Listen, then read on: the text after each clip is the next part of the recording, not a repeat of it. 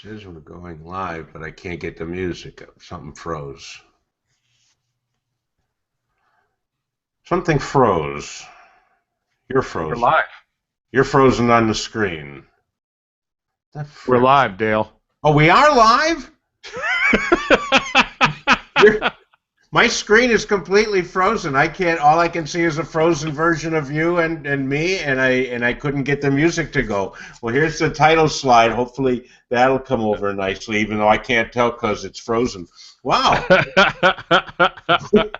Because mine doesn't say anything. Mine just says starting, and it says going live, possibly. But we are live, so that's a good thing. Hey, kids, welcome to the Kidders. We're live, so I'm told, and it's a couple of days after Halloween, but most importantly, the day before Election Day. So we thought that we would regale you with stories about politics, both here and abroad. And Tim, you're a political pundit, I would say.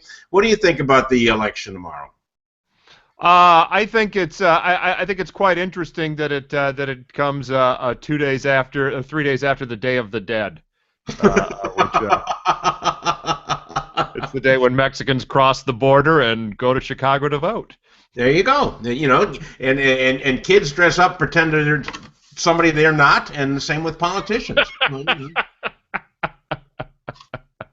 Well, we did. We were able to secure some. You're sure we're live, huh? Because mine's all frozen. Mine says live in the upper corner, so it's either doing this for ourselves or we don't know. Either that, or it's going to be a hell of a dress rehearsal. All right. Several stories. The first one concerns our own federal government right here in the U.S. of A. And apparently, in the last couple of months, they have made $20 billion, that's with a B, $20 billion in secret purchases because they pass out these cards for micro purchases, which are under $3,000 that their people can use, and they've so far they've built up $30,000 in Starbucks coffee at one store in California. So apparently, we're paying to keep them awake. Yeah, I thought I thought that secret purchases were usually reserved for shopping for warheads at the adult store. Well, it doesn't say that. It does say it was used for a gym membership and for J.C. clothing. So they're wearing all the finest over at the federal government. But well, yeah, if you're shopping at J.C. you do want to keep that a secret.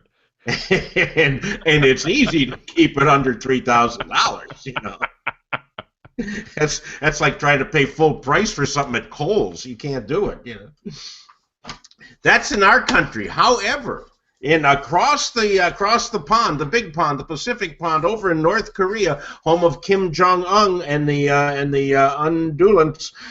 Anyhow, he just had some of his people, members of the Workers' Party, executed for watching soap operas. I don't know what soap opera they're watching. I imagine it's like Days of Our Lives, something like that. It could be one of the Univision novellas. But he had some people killed for watching soap operas, and the rest of the North Koreans are saying, "Oh well, we all watch them."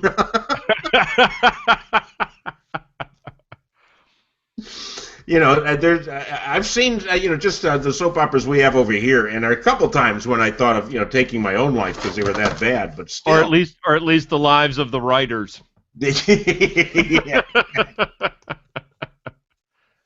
So anyhow, thank goodness Kim Jong-un is feeling better. He had his ankles replaced, I believe, and he's 3 inches shorter, so that's nice. Everything's live now. I can see everybody. Cool. The United Nations, and we'd like to welcome our viewer for sticking with us. Sorry we're a little late, but Tim had to deliver a baby. It was delivered to his house by mistake, and he had to take it to the right place. Anyhow, Leonardo DiCaprio has just been named by the United Nations as the messenger of peace on climate change. Apparently they don't have czars over there. They have messengers of peace. And what qualifies Leonardo DiCaprio to talk about climate change? Well, I mean, he's an expert. The last time he crossed the Atlantic, it was full of icebergs. And, they're not there anymore. And it's true. In What's Eating Gilbert Grape, his mother could affect tides in that movie. So I call it the Ginger Grant phenomenon. If you remember from Gilligan's Island, if there was ever something that the professor could not do, Ginger Grant always appeared in a movie that had something to do with it, and her expertise of being an actress on a movie was much sought after. because oh yeah, you learn so much in those movies. And for instance, he was in Wall Street, Wolf of Wall Street, and The Great Gatsby, both of which featured excess. And they said, "Oh, that's the guy we need to talk about climate change." well, he was actually one of the passengers. He's one of the passengers for Virgin Galactic. So yeah, it's how much does burning all that NO2 warm up the atmosphere? I don't know. It's and when it blows up, it's so more stuff up there. Really? He ponied up the $250,000 to fly into space? Yep. He's going to be one of the first passengers. Not soon enough, but we're going to be one of the first passengers. I hope the Kardashians are on that plane too. That would be nice. And then Dick Morris. Dick Morris, you remember, used to be in the Clinton administration, and he said that he left. The reason that he left the Clintons is when Hillary started hiring secret detectives to follow around the women that Bill had been planking so that they could get dirt on them so she could embarrass them. Like, you know. well, the truth is it wasn't just those women. It was also the women who were taking off their socks for Dick. Well, that's right. He was the toe sucker, wasn't he? Yeah, I forgot about that. I'm sure when they reported back to Hillary, she goes, "Really? My God, I thought my husband was twisted." And so now you got to imagine what her enemies list is like if she gets into the White House. It's going to make Nixon's look like a Boy Scout troop. And for all you kids who have ever seen House of Cards and wondered, gee, is this real? Yeah.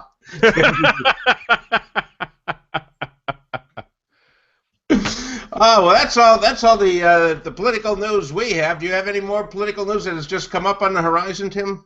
No, that's it. That's it for me. Okay, we encourage all of you to go out and vote, preferably for the same people we're going to vote for, but that's completely up to you. But our question that we'll leave this week is, how can we encourage more people to go out and vote? Because the turnout, especially for midterm elections, is very small. How can we get them out there in hopes of changing things? Tim? See, I'm a little weird. I think there's already too many people voting. I want to discourage people from voting. And that's why I'm in favor of voter ID, because I want every single person that's going to vote have to spend 6 hours at the BMV. And I think is that when they give them, their voter ID card, every time you vote, you get it punched. And, you get like 20 punches, and you go to Starbucks for a $3,000 cup of coffee. I think snacks at the polling place could help, because I see people at Sam's Club, they're in line 10 deep to get a bite of some, roadkill sausage that they're cooking up. You give them snacks. They always have donuts, but it's just for the election people. You get donuts for everybody, and you'll pack them in there. So that's it, kids. We're glad. Oh, we just doubled our viewership in the last couple of minutes. Oh, well, we're down again. Apparently, they got the wrong place. But we thank you for joining us. We try to be here every Monday for your entertainment. Even though it's a great inconvenience to us. And we will see you again next week. Hit the music, Tim.